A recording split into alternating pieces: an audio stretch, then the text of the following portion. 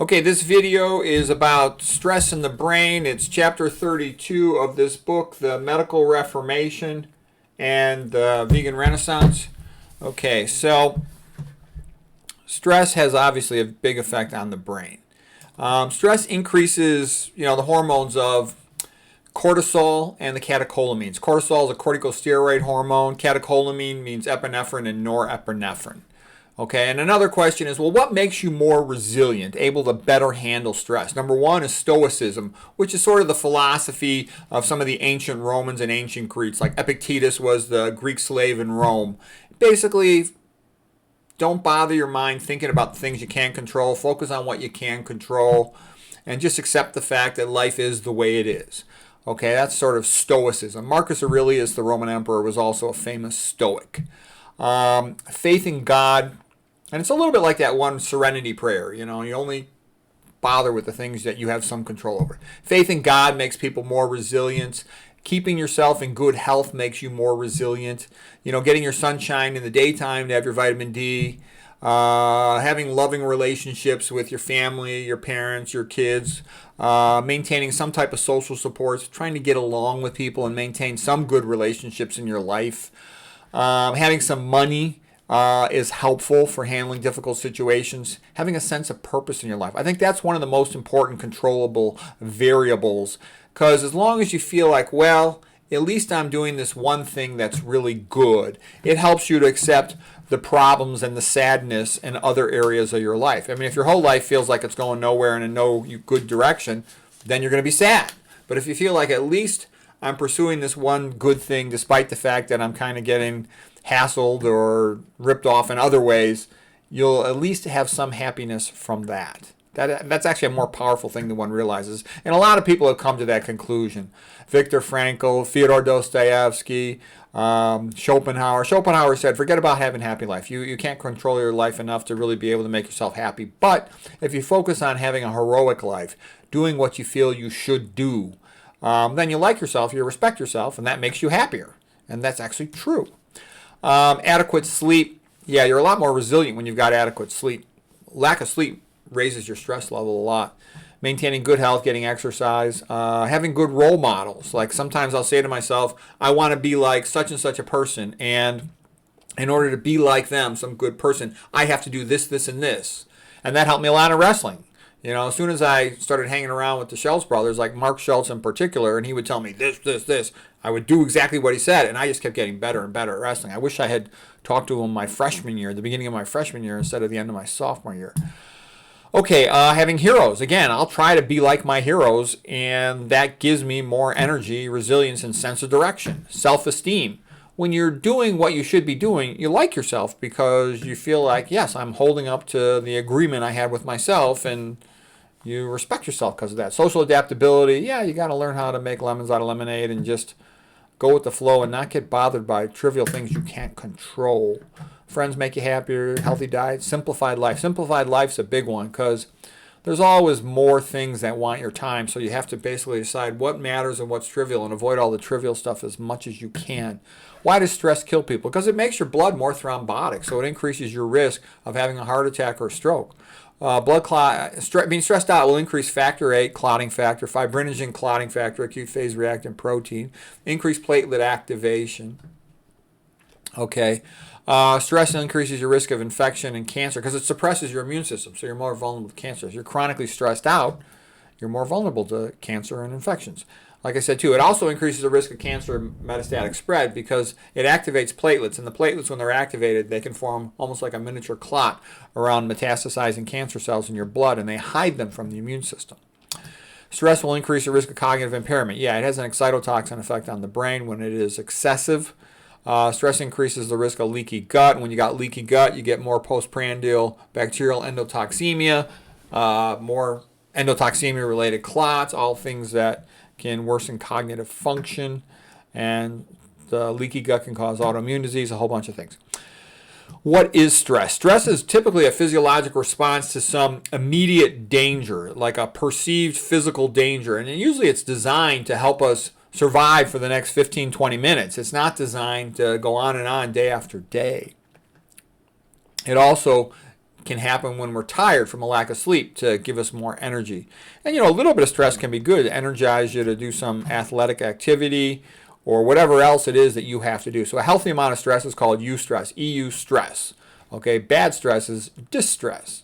There's something called the Yerkes-Dodson curve, which basically says, let's say you have to perform an athletic task or give a lecture or something, write a book chapter that day, and you need a little bit of stress to energize you to do the task, to get you in the groove, in the mood, pumped up. Okay, but you don't want too much excessive stress that you're anxious, you're nervous, or you're suboptimal in your performance. What causes stress? There's obviously tons of things. They all can converge on contributing to having a big stressful moment or feeling. The most important hormones of stress, like we said, are cortisol and the catecholamines, adrenaline, noradrenaline, which is the same thing as epinephrine, norepinephrine. Okay.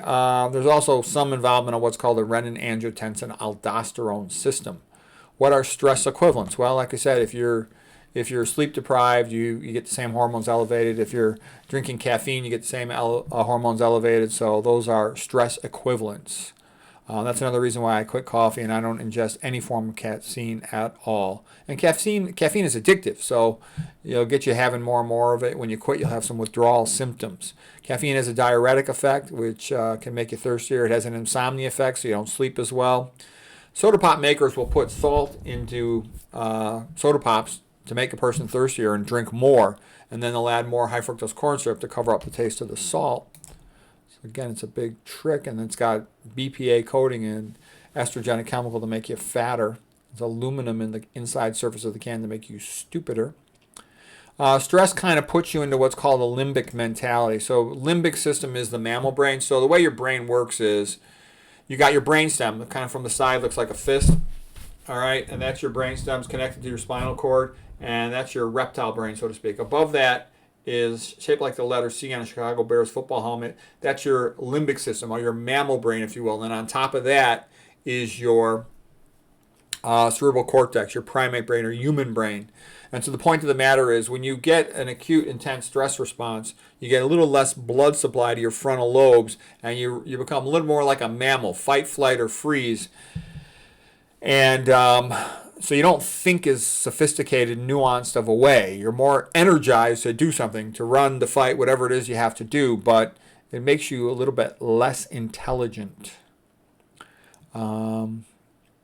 I never drank caffeine at the time when I was, doing fantastic in school. I didn't start drinking caffeine until my internship when I was on call a lot. I did a surgical internship. Okay. So caffeine will decrease your emotional resilience. Okay, don't get me wrong. If you have a long drive and you're sleep deprived, caffeine will help you to stay awake. That's important, but you don't want it on a routine basis when you're trying to do your most creative thinking. Caffeine will increase your urinary excretion of magnesium, which is bad because you need magnesium for all kinds of things in your brain and elsewhere. So that's bad. Stress will also increase that magnesium excretion. It increases your risk of coronary vasospasm, which is rare, but you don't want to be deficient in magnesium. Lots of people are deficient in magnesium. Oh, by the way, here's a book, Caffeine Blues. It tells you a lot about caffeine, summarizes health studies on it. Okay, because you hear all these positive things about caffeine. That's because it's $1 billion food product, so it gets lots of promotion. Now, if you have to do an athletic thing, some people say that, caffeine and with a sugary drink like caffeine and ice or something can improve athletic performance. And some of the Kenya, world champion marathon runners will drink that before a marathon. Okay, fine. If you're running a marathon, fine. But on a daily basis for a regular person who probably has an office job, I think caffeine is a bad idea. The typical metaphor for remembering what does stress do to you, it's like being chased by a tiger in the dark. You have to get more blood flow to your muscles, decrease blood flow to your gut, decrease blood flow to your immune system. Your pupils are dilate like being chased by a tiger in the dark. All that matters is surviving the next, 5 to 20 minutes. So you don't need your immune system. You can turn it off. You don't need your gut digestion. You can turn that off. You don't need growth or healing. You can turn all that stuff off. So the problem, though, is when you're stressed all the time, you basically turned on, almost shut off your ability to fight infections and to grow and to heal. So you don't want that. Cortisol also kind of wakes you up a little bit. It's the opposite of melatonin. So when that's chronically high, when you're stressed out, you don't sleep as well. You don't sleep as well, then you're sleep deprived the next day and you're stressed out again.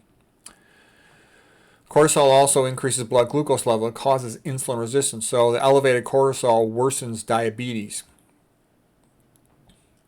Okay, and you'll get lymphoid system atrophy. You'll decrease secretion of secretory IgA antibody, but that's not good. Having decreased total body, some lymphoid atrophy, that's a problem, and cortisol will do that. So when your immune system is becoming atrophic, you're more vulnerable to infections and to cancer.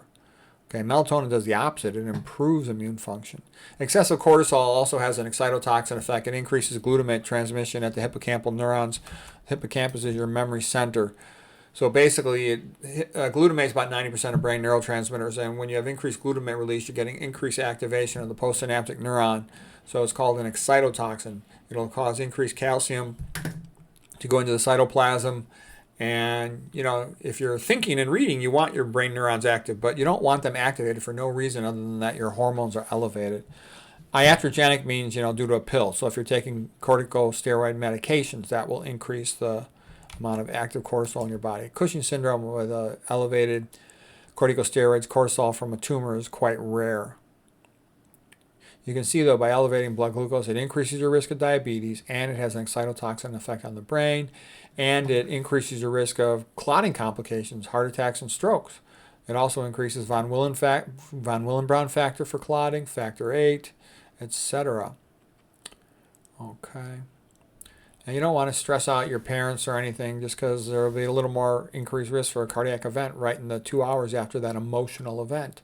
So you want to avoid that if you can. It raises your blood pressure, and because you get some volume increase from the cortisol, and you get increased cardiac pumping from the catecholamine, so that'll raise your blood pressure. Elevated blood pressure will injure arteries at bifurcation points, and it'll increase atherosclerosis. Increased atherosclerosis can cause problems wherever it occurs, like in the kidney. It can decrease kidney function. Cortisol also causes osteoporosis, increased resorption of the bones, and that will lead to increased urinary calcium, which leads to increased risk of calciuria, which can lead to increased risk of kidney stones. So it's all bad. Again, its purpose is to help you survive the next 15, 20 minutes in a physical emergency. It's not for these other things. So you don't want chronically elevated cortisol or catecholamines.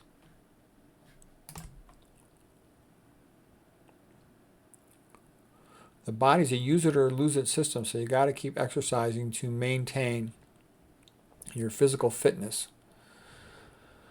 Okay, excessive ingestion of industrial fructose will also cause increased calcium excretion in the urine. What is the physiological effect of stress on the bones? Like I said, acute stress, it has no effect, but on a chronic psychological stress will give you chronic cortisol, and that'll predispose you to osteoporosis.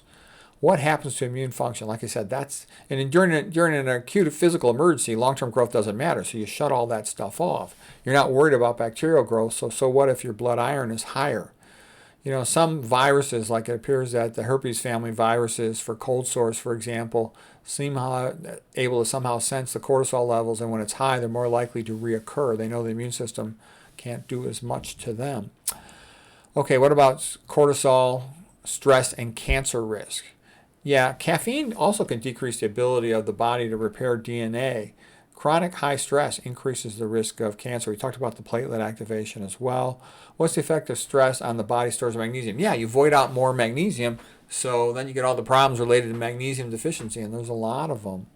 What happens to blood pressure? Blood pressure goes up because cortisol retains blood volume, and catecholamines increase pumping pressure.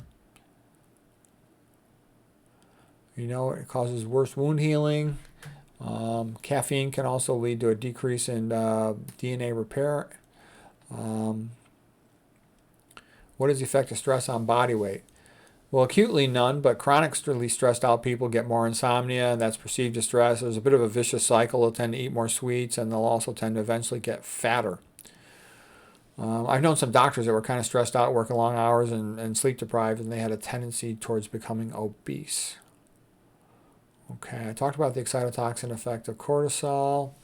So stroke recovery, you don't want them stressed out because their blood's more thrombotic. They might thrombose off the microvasculature in the adjacent tissue to the stroke, the penumbra, and you want to try to protect the penumbra. What's the significance of hippocampal atrophy? It makes you stupid. You need the hippocampus to form new memory. So if it's all atrophic, then you're at increased risk to become cognitively impaired. Okay, what are metabolic effects of stress on the brain? Well, I talked about increased glutamate. I talked about insomnia from the cortisol. When you increase neuron and metabolic demand, you had better increase oxygen and glucose delivery, or you can have brain cells lost by going into apoptosis. Let's see, what else is interesting?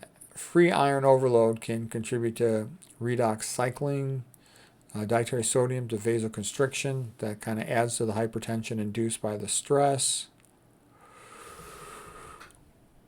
So basically, it's all bad. The acute stress response is only good for what it's made for. It's good to help you survive, the next 20 minutes with an acute physical emergency. But it's a bad thing on a chronic basis. Okay, here's some other chapter I wrote about that.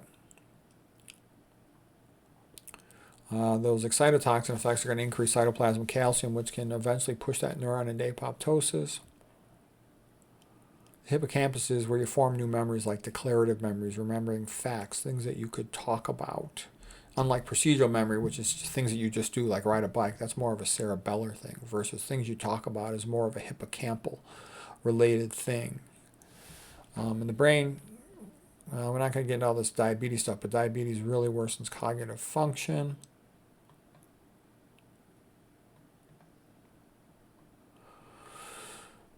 Okay, so the overall effect of high stress on the body is it makes you weaker, it makes you immune suppressed, it makes you more anxious, more sleep deprived. It's all bad. You just want enough stress to enable you to do whatever you have to do. But you don't want more than that. And you don't want to be chronically stressed. These chronically stressed out patients, like with post-traumatic stress disorder, they can get over time hippocampus atrophy and have cognitive impairment, cognitive slowing.